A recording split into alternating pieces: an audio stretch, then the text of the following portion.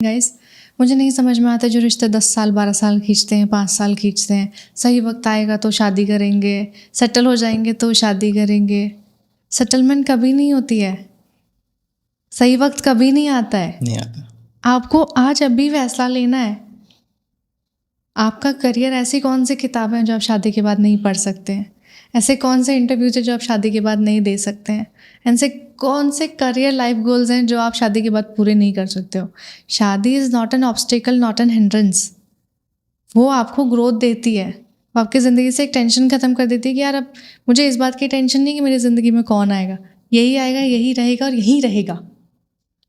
आपके पास एक वो सेंस ऑफ सिक्योरिटी है कि मेरे पीछे कोई खड़ा है। आप बढ़ो ना आगे ज़िंदगी में।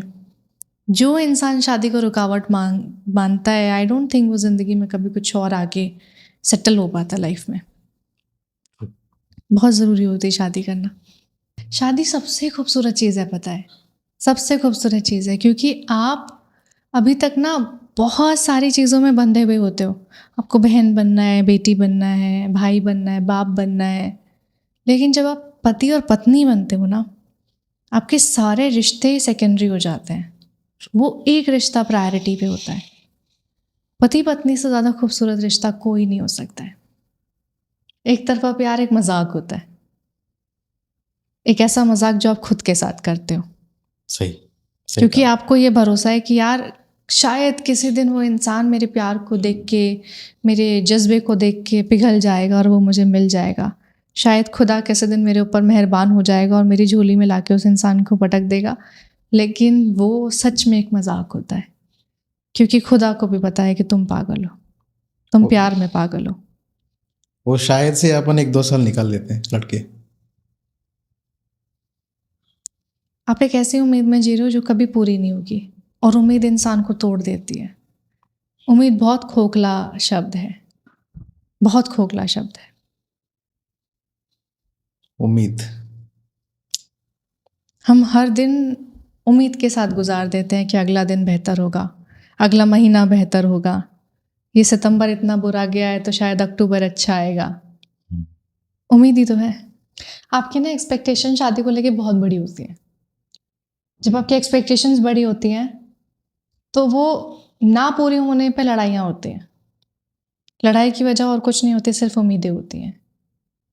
आप शादी से पहले एक इंसान के साथ हो, ठीक है, खेल रहे हो, कूद रहे हो, घूम रहे हो, फिर रहे हो, लेकिन at the end of the day आप अपने अपने घर वापस चले जाते हो। अब आपको एक ही कमरे में आके एक दूसरे की शक्ल देख के एक दूसरे के साथ रहना है। फिर आपको पता लगता है कि यार ये इतना सजा धजा नहीं रहता जितना शादी से पहले रहते थे। ये इतना भी वेल मैनर्ड नहीं है जितना पहले होता था। आपकी जो एक्सपेक्टेशंस होती है ना कि शादी से पहले आप राजकुमारी भले ही ना हो, शादी के बाद आपको रानी बन के रहना है। शादी के बाद सारे आदमी भले ही कैसे, मतलब शादी से पहले सारे आदमी कैसे भी हो, लेकिन शादी के बाद उनको पति परमात्मा बन के रहना है। ये जो इनका रोल प्ले वाला जो सिनेरियो होता है ना, वो चीज़ें आके रिश्ते ख़राब करता है।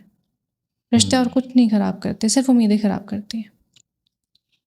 छोड़ दो। अगर आपको पता है कि वो इंसान जिसके साथ आप आज मौजूद हो वो ना आपकी कदर कर रहा है, ना आपकी इज्जत कर रहा है और ना आपकी अहमियत कर रहा है, तो उसको उसी वक्त छोड़ दो।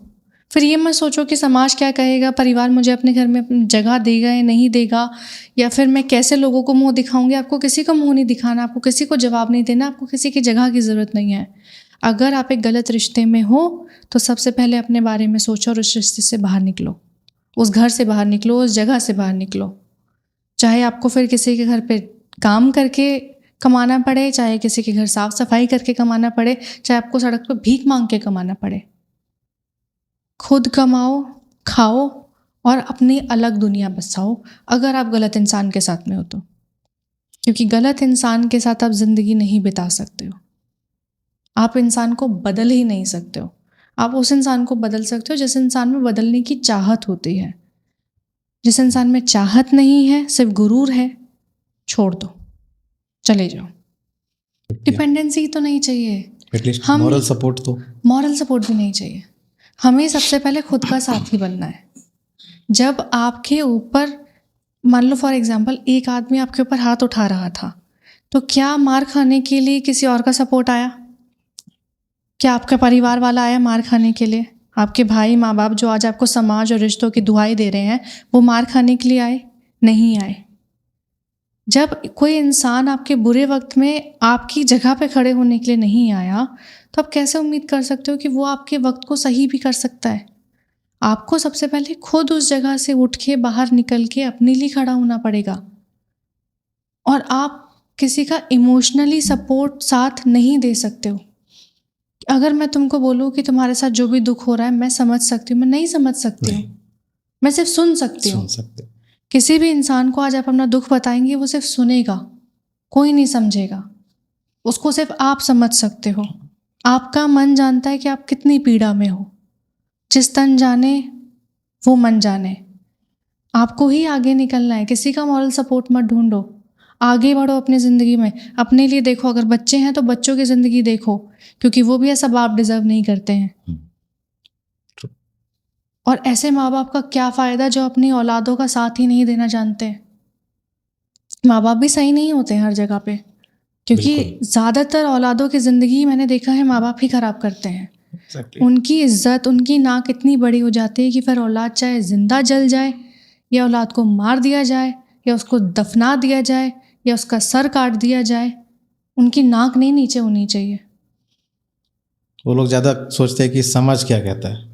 समाज कुछ नहीं कहता। समाज हमेशा से गूंगा रहा है। समाज सिर्फ देखता है। और हमारे माँ बाप को उन समाज के सवालों का जवाब देना नहीं आता है। समाज आके पूछेगा ही ना कि तुम्हारी बेटी घर क्यों बैठी है, सीधा बोल दो उसका घर है। हाँ, आपने उनके सवाल सुन लिए, जवाब देना ज़रूरी नहीं समझा। जिस दिन हमारे माँ बाप इन रिश्तेदारों का, समाज का, मोहल्ले पड़ोसियों का जवाब देना शुरू कर देना कि भाई तुम अपने काम से काम रखो, ये मेरे बच्चों की ज़िंदगी है, ये मेरे घर की ज़िंदगी है, ये मेरे फैसले होंगे कि मेरी औलाद को यहाँ रहना है या अपने ससुराल में रहना है, ये मैं डिसाइड करूँगा, मेरे बच्चे डिसाइड करेंगे। तुम आके नहीं बताओगे कि मेरे बच्चों को कौन सी पढ़ाई करनी चाहिए, किससे शादी करनी चाहिए, कैसे कपड़े पहनने चाहिए, लड़कों से दोस्ती करनी चाहिए नहीं करनी चाहिए, या फिर अपनी ज़िंदगी में क्या करना चाहिए। तुम अपने बच्चों के फैसले लो, मैं अपने बच्चों के फैसले लूँगा। जिस दिन हमारे माँ बाप और हम समाज को कुछ ना समझ के उनको जवाब देना शुरू कर देंगे, समाज की कभी हिम्मत नहीं होगी कि वो हमारी ज़िंदगी में आके दखल अंदाजी करें। हमने उनको इजाज़त दी कि वो हमारे घर पे आके खड़े हों। कोई नहीं पूछता है। आप एक बात का यकीन करिए कि सब अपनी कहानी में ईमानदार होते हैं। कोई अपनी कहानी में खुद को गलत नहीं बताता। लेकिन मैं एक और बात कहती हूँ कि इंसान गलती करता है, इंसान खुदा नहीं है। सही है। दोनों इंसान से गलती हुई होगी तो मसला बड़ा हुआ, क्योंकि अगर मसला ख़त्म नहीं हो रहा है तो समझ लेना कि गलती दोनों की थी, एक तरफा कभी नहीं होती। नहीं होती। तो सेल्फ इम्पोर्टेंस क्या चीज़ होता है? खुद से प्यार करना बहुत ज़रूरी होता है। अगर सेल्फ इम्पोर्टेंस की बात करें तो खुद को परखो। अगर तुम्हें वक्त टेस्ट कर रहा है, तुम्हें हालात टेस्ट कर रहे हैं, तो करने दो। एक शेर भी है कि रद्दी भी तोली जाती है बिकने से पहले। अगर तुम्हें कोई परख रहा है तो इसमें बुरा क्या है। लोगों को तुम्हें परखने दो। तुम्हारा किरदार इतना ज़्यादा मजबूत होना चाहिए कि वो हिले ना। लोग आएंगे, जाएंगे, मर जाएंगे, तुम वहीं के वहीं खड़े रहोगे। आपके अपने साए के अलावा कोई साथ नहीं देता है। नहीं देता। तो अपने साए की इज्जत करना शुरू करो। वो अहमियत ही क्या जो आपको मांगने से मिले। अपनी अहमियत करो। जिस दिन आप खुद के अंदर इतने ज़्यादा ऑब्सेस्ड हो जाओगे ना कि सबसे पहले मैं हूँ, मेरा खाना ज़रूरी है, मेरा सोना ज़रूरी है, मेरे लिए मेरा परिवार ज़रूरी है, सबसे पहले मैं ज़रूरी हूँ, मेरा खुश रहना मेरी ज़िंदगी में सबसे ज़्यादा ज़रूरी है। कोई इंसान के पास मेरे खुशियों की चाबी नहीं होगी। ये सही है। ये मैं डिसाइड करूँगा। ये सेल्फ इम्पोर्टेंस होती है कि सारी चीज़ें बाद में हैं। मेरे लिए भी ऑनेस्टली स्पीकिंग, मैं अगर सो रही हूँ तो मैं सो रही हूँ। फिर कोई कितना भी ज़रूरी काम हो, मेरी स्लीप साइकिल ख़राब नहीं हो सकती है। मैं अपनी नींद से ऊपर, अपने खाने से ऊपर कुछ नहीं रखती हूँ। सारे काम बाद में हो जाएंगे, सारे दोस्तों से बाद में मिल लिया जाएगा, हर चीज़ बाद में हो सकती है। नींद और खाना सबसे ज़्यादा ज़रूरी है। अगर ये 2 चीज़ है तो सुकून है ज़िंदगी में। नींद पूरी नहीं होगी, दिमाग परेशान रहेगा, सेहत खराब रहेगी। पेट खाली रहेगा तो भी परेशानी। हाँ, पेट और दिमाग और मन सब एक दूसरे से जुड़ा हुआ है। आपको ख्याल खुद का रखना पड़ेगा। पैसा या प्यार? प्यार। How can you explain it in a better way? एक कहानी है कि इंसान के पास बहुत पैसा था। एक आदमी है जिसके पास बहुत पैसा है, लेकिन पूरी कोठी में वो अकेला रहता है। पूरी कोठी में वो जाता है, सुबह नौकरी पे, शाम को घर पे आता है, उसके पास कोई नहीं होता ये बताने के लिए कि आज मेरा दिन कैसा रहा।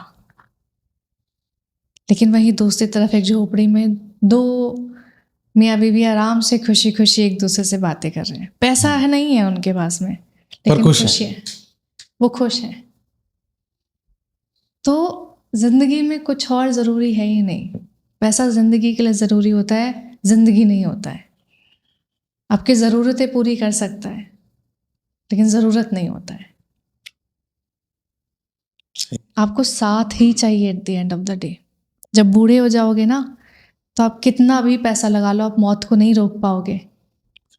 कभी आप मौत को नहीं रोक पाओगे।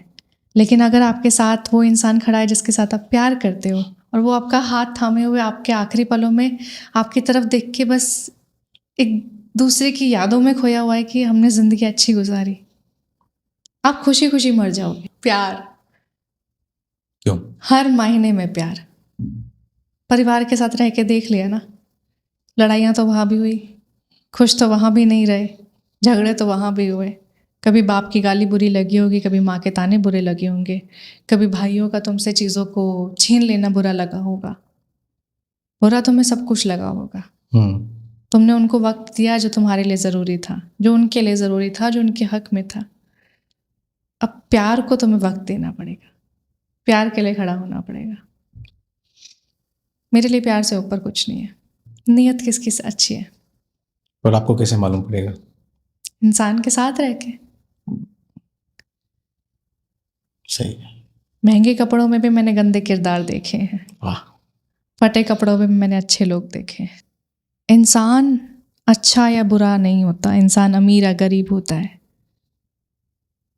अमीर इंसान खराब हो सकता है, गरीब इंसान अच्छा हो सकता है। इंसान के साथ रह के पता लगता है। किसी इंसान में कुछ भी देखना है तो उसकी नीयत देखना, क्योंकि नीयत ही नियति का फैसला लेती है। नीयत बहुत मायने रखती है।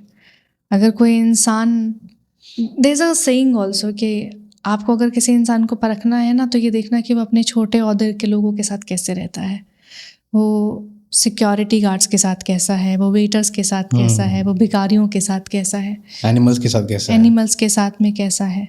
अगर वो उनके साथ अच्छा नहीं हो सकता तो वो आपके साथ भी अच्छा नहीं होगा। क्योंकि वो आपके साथ इसलिए है क्योंकि वो आपके बराबर आपको समझ रहा है, वो बराबरी देख रहा है कहीं ना कहीं कि आप शायद दिखाने लायक हो या कमाने में उसके जैसे हो। अगर आप उस जगह पे खड़े होते, आप सिक्योरिटी गार्ड होते, आप वेटर होते, तो आपके साथ भी वही बर्ताव होता। वो आपके दोस्त होंगे, वो समाज नहीं होगा। अपने दोस्त, वो आपके दोस्त होंगे, अपने यारी।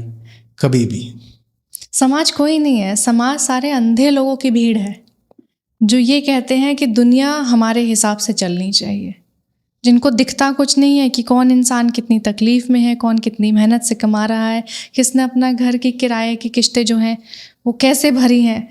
उनको लेना देना ही नहीं है। ना समाज सोसाइटी आपके बिल्स भरती है, ना आपके मेडिकल एक्सपेंसेस उठाती है, ना आपके बच्चों की पढ़ाइयों की फ़ीस देखती है, ना आपके घर में राशन डालती है।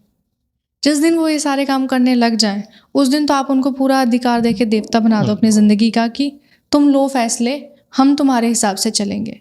लेकिन आपको अगर ये सारी चीज़ें खुद ही करनी है अपनी ज़िंदगी की, तो फिर उनके फैसले नहीं लेने चाहिए। समाज एग्जिस्ट ही नहीं करता है। समाज को इम्पोर्टेंस भी हम ही देते हैं, समाज को सर पे भी हम ही चढ़ाते हैं।